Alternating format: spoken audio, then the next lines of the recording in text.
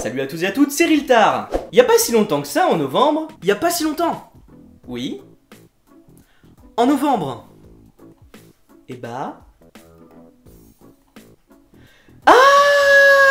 Il y a quelques mois, en novembre dernier, est sorti le jeu vidéo Lego Marvel Super Hero 2. Quand le jeu est sorti, j'ai littéralement sauté dessus, et outre le fait que je me suis quasiment tapé des barres sur toutes les scènes avec Groot et Rocket, quelque chose d'autre a attiré mon attention.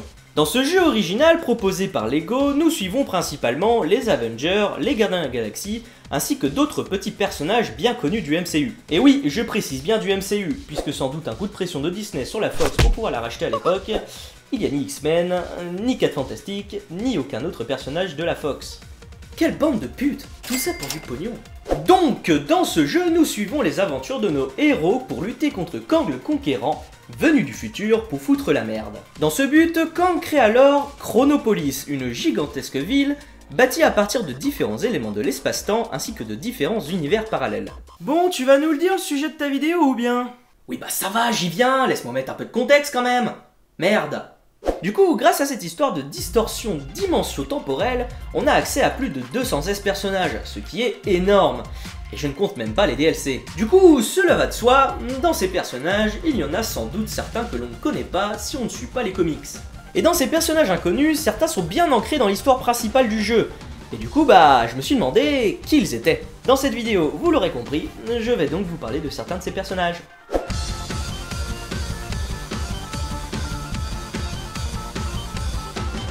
Bon, du coup, je préfère vous prévenir, ça va sévèrement spoiler l'histoire du jeu. Du coup, si vous êtes en train de jouer au jeu ou vous projetez de le faire, je vous déconseille de regarder cette vidéo maintenant, et vous conseille de revenir une fois le jeu terminé. Et pour ceux qui n'y ont pas joué et qui comptent pas le faire, eh bah je peux vous dire que vous faites une grave erreur. En effet, je trouve ce jeu génial. Quand on laisse la possibilité à Lego de faire ce qu'il veut de la licence et faire un scénario original, ça marche complètement.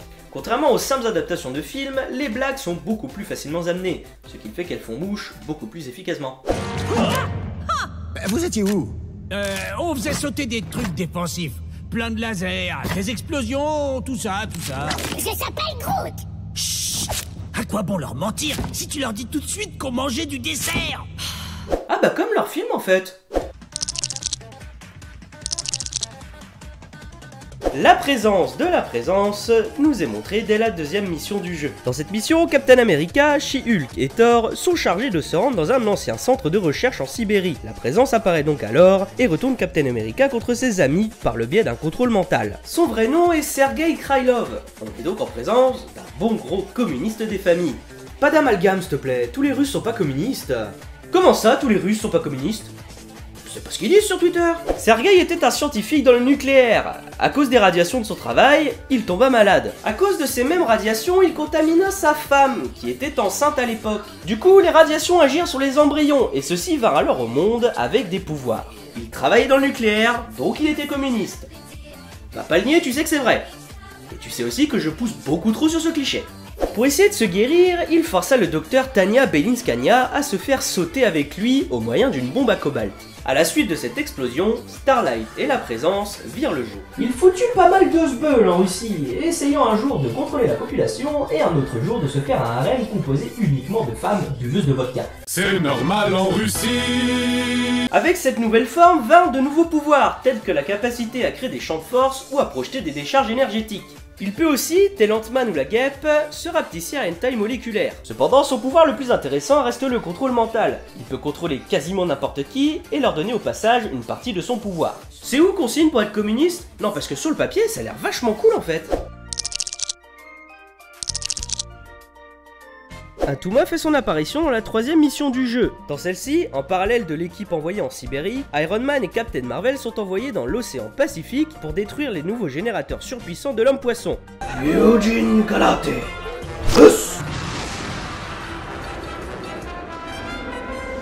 Atuma fait partie des Homo mermani, une branche de l'espèce humaine s'étant adaptée au milieu sous-marin lors de son évolution. Pour des raisons inconnues, notre méchant naquit avec des pouvoirs surhumains. ou plutôt sur poisson. Se sentant surpuissant, Attuma voulut conquérir Atlantis, la cité principale des Homo Mermani, de laquelle sa tribu avait été expulsée il y a de cela quelques années, à cause de leur tendance barbare. Cependant, après une courte période au pouvoir, Attuma fut rapidement remis à sa place et de nouveau expulsé. Après plusieurs défaites face à Atlantis, Attuma essaya donc de conquérir la surface. Cependant, il tomba nez à nez avec Giant Man et la guêpe. Il battit donc en retraite en pensant alors que tous les humains de la surface étaient dotés des mêmes pouvoirs. Bon, je veux bien que les Homo Mermani et les Homo sapiens se soient jamais rencontrés. Mais il est un peu con, Attuma. Non, parce que il sait que les Homo Mermani, à part respirer et nager sous l'eau, ils savent rien faire spécial. Alors il avait qu'à faire une petite déduction pour ceux de la surface. Alors après, du côté passif de méchant, attention, la liste est longue. Attendez. Alors, attaque d'Atlantis, tentative de prise du trône d'Atlantis, guerre civile à Atlantis, mauvais roi d'Atlantis. Ouais. Alors pourquoi il fait ça? Une prophétie? Pff, encore un frustré de la vie qui s'obstine avec les mêmes prises de pouvoir. Bon, en réalité, j'exagère. Il a plusieurs fois fait face aux Avengers et a souvent été allié à d'autres super vilains de la surface. Mais son gros objectif, ça reste quand même Atlantis. Hammerhead apparaît en jeu en se dressant face à Daredevil, l'Iron Fist, Miss Marvel, Spider-Man et Spider-Man Noir dans le 9ème niveau. Celui-ci essaie alors de les empêcher d'atteindre le Caïd afin de le tuer de ses propres mains. Hammerhead, de son vrai prénom Joseph mais dont le nom de famille est inconnu, est le fils d'un immigré russe vivant maintenant aux États-Unis. Staline. Ouais, ça doit être Staline son nom de famille.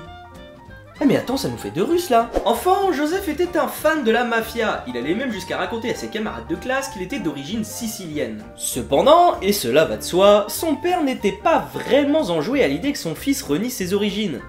C'est pourquoi il s'est mis à le frapper à coups de marteau. Des années plus tard, après avoir enfin rejoint la mafia, Joseph tua son père à coups de faucille. Bon, je plaisante, en fait il l'a tué à coups de marteau. Mais avouez que ça aurait été plutôt marrant. Suite à un mauvais coup organisé par Hammerhead, celui-ci se fit tabasser par la mafia de laquelle il faisait partie. Ses anciens amis le laissèrent alors pour mort, avec le crâne complètement explosé. Cependant, il n'était pas vraiment mort, et le docteur Jonas Harrow le récupéra et reconstitua alors son crâne à partir d'un alliage ultra résistant, dont seuls les alliages encore plus puissants pouvaient venir à bout. C'est avec la tête plate comme un marteau qu'il se réveilla, mais sans aucun souvenir de son passé. Si ce n'est qu'il s'appelait Hammerhead et qu'il avait une obsession pour la mafia. Et c'est maintenant fringué dans un gros cliché de la mafia des années 50 qu'Hammerhead dirige sa propre organisation au sein de New York. Comme quoi, une mauvaise éducation, ça peut rendre marteau.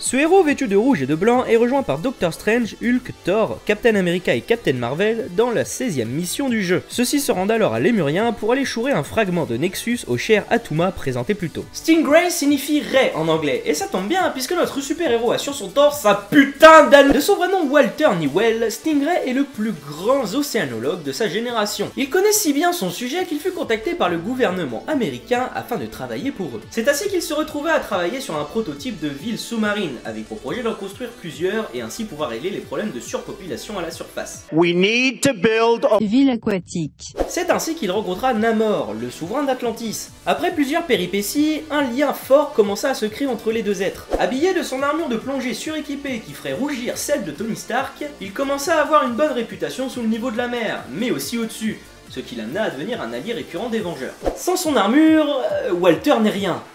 Cette grosse raclure. Cependant, une fois celle-ci enfilée, elle lui octroie une force surhumaine et la possibilité de nager et respirer sous l'eau indéfiniment. Il peut nager à 70 km/h et descendre à une profondeur de 360 mètres. Et enfin, il peut taser ses ennemis grâce à ses gants, un peu comme ça là. Enfin, avant de terminer, voici une petite liste de personnages présents dans l'histoire dont je n'ai pas parlé pour des raisons simples telles que il n'y a pas grand chose à dire, ou alors, ils sont déjà dans le MCU, mais vous ne le savez peut-être pas encore. Captain Avalon, c'est le Captain America de l'Earth, un monde parallèle mêlant imaginaire d'enfant et univers médiéval. Il y a aussi Greenskill Smash Troll, c'est la même chose mais pour Hulk. Man Ape, alors on dirait pas comme ça si on connaît pas les comics, mais c'est M'Baku. Et oui, dans Black Panther il ne ressemble pas du tout à ça, même s'il y a un petit effort, mais apparemment il deviendra vraiment Man Ape dans Infinity War, alors putain j'ai hâte.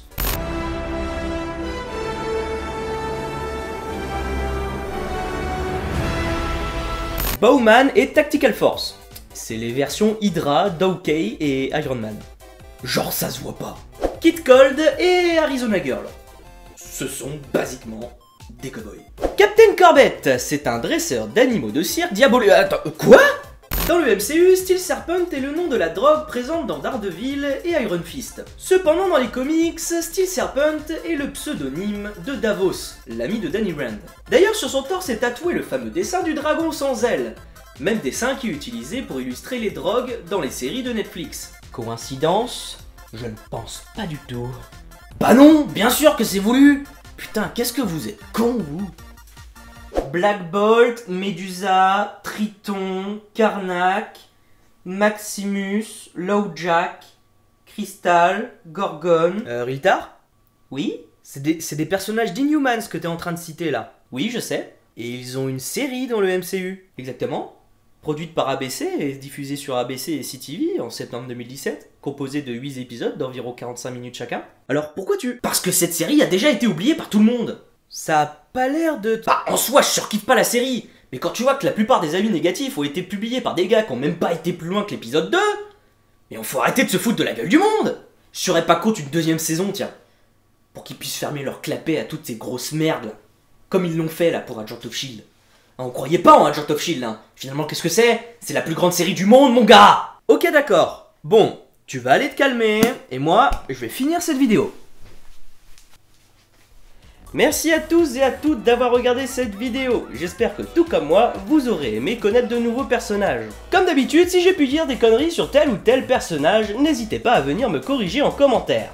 Sur ce, je vous salue bien bas, et je vous retrouve pour une prochaine vidéo. A plus, c'était Riltar.